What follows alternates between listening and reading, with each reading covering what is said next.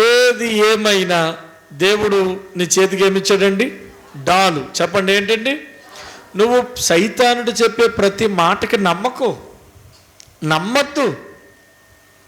నమ్మితేవా నీ గుచ్చుకున్నట్టు, ఆ బాణం పనిచేసినట్టు. ఆడి బాణం పనిచేసింది, నువ్వు నమ్మద్దు, నువ్వు నమ్మకూడదు. హల్లెలూయా.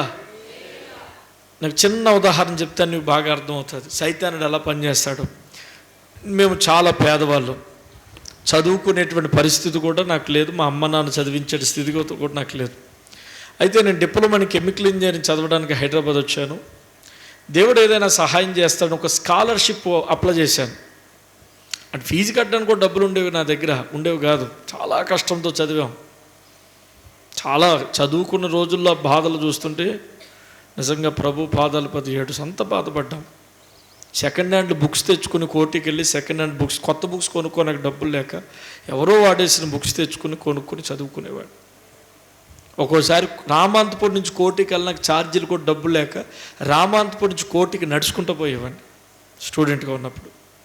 డబ్బులు లేక ఛార్జీలు మళ్ళీ ఈ డబ్బులు ఇస్తే బుక్స్కు తక్కువ అవుతాయేమని చెప్పేసి అలాంటి పరిస్థితి మాది. అలాంటి టైంలో ఒక స్కాలర్షిప్లో అప్లై చేస్తే సుమారు ఆ 40 మందికి ఇయర్లీ ప్రతి సంవత్సరం 40 మందికి ఫీజు ఎంతో అంత వాళ్ళు కట్టేస్తారు. వాళ్ళు స్కాలర్ అంటే మేము ఓసీ కాబట్టి మాకు గవర్నమెంట్ స్కాలర్షిప్ ఏమి ఉండదు, గవర్నమెంట్ ద్వారా మాకు ₹1 సహాయం ఉండదు.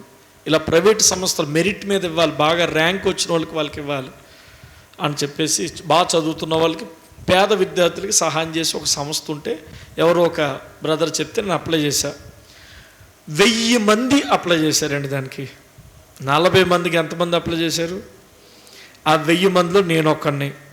1000 మందిని వాళ్ళు కూర్చోబెట్టి ఇంటర్వ్యూ చేసిన తర్వాత వాళ్ళకి నచ్చితే 3.5 సంవత్సరాలు కట్టవలసిన ఫీజు వాళ్ళే కట్టేస్తారు. ఎవ్రీ ఇయర్ గవర్నమెంట్కి వాళ్ళు కట్టేసుకుంటారు.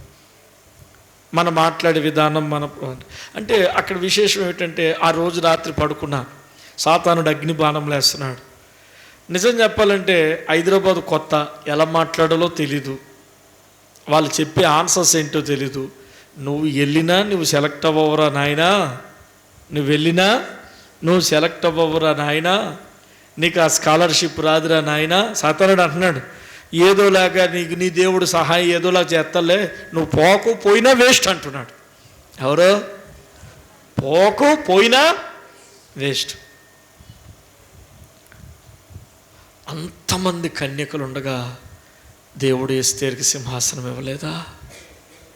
ఎంతోమంది కన్యకలు ఉండగా దేవుడు ఎస్తేరుకి సింహాసనం ఇవ్వలేదా? 1000 మంది ఉండగా నా ప్రభువు నాకు పేరిస్తాడు. ఆ 40 మందిలో నాకు పేరు వస్తుంది. ఏం పెట్టుకున్నాను? డాలు, విశ్వాసం అనే డాలు. ఆ సైతానుడు వేసిన అగ్ని బాణాలకు అమ్మా నిజమే నేను వెళ్ళాయిక అని మానేశాను అనుకో, అయిపోదు. పొద్దున్న లేచాను, వెళ్ళాను, 1000 మంది వచ్చారు. ఒక్కొక్కరు పొద్దున్న 6 నుంచి సాయంత్రం 4 గంటల వరకు ఇంటర్వ్యూ చేస్తూ ఉన్నారు. నాకు కూడా చేశారు. వాళ్ళు వేసిన కోర్సులు ఏమీ అర్థం కాలేదు, ఇంగ్లీష్లో వేసారు, నాకు తెలుగు తప్ప ఏమి రాదు, అన్ని ఇంగ్లీష్లో వేసారు. ఒక్కొక్కరు 8 మంది కూర్చున్నారు, ఒక్కొక్కరు క్వశ్చన్లు వేస్తున్నారు. చివరికి అందులో నా పరిస్థితి అర్థమయ్యి ఒక ఆయన అన్నాడు, అసలు నువ్వు చదివి ఏం చేస్తావు అబ్బాయి అన్నాడు. యేసయ్యకి సేవ చేస్తానండి అన్నాను. ఆయన క్రిస్టియన్, నాకు వచ్చింది సీటు.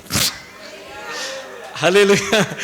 అన్ని క్వశ్చన్లు వేసినాడు పక్కన పెడితే లాస్ట్ క్వశ్చన్ వేసిన ఒకే ఒక అబ్బాయి, ఒకే ఒక ఆయన క్రిస్టియన్ ఏమన్నాడంటే, నువ్వు డిప్లొమా చదివి ఏం సాధిందామని. నేను చదువు కూడా నా యేసయ్యకి సర్వీస్ చేద్దామనే, అంటే ఉద్యోగం చేసుకుంటూ సేవకు సహకరిద్దాం 10వ భాగమని అదని అని. నేను ఉద్యోగం చేసినప్పుడు 50% సేవకి ఇచ్చేసేవాడిని. సేవకుని అవ్వాలని ఆలోచన ఉండేది కాదు. ఎవరైనా సేవకుడికి నేను సపోర్ట్గా ఉండాలి, నా వల్ల కాదు అనుకునేవాడిని. కానీ దేవుడు నన్నే సేవకునిగా మార్చాడు. 40 మంది పేరు సాయంత్రం 4:30కి బోర్డు అంటించారు, అందులో నా పేరు కూడా ఉంది. 3.5 సంవత్సరాలు నేను ₹1 కట్టలేదు, కానీ నా ప్రభు స్కాలర్షిప్ ద్వారా మొత్తం ఫీజు కట్టించాడు. Praise the lord.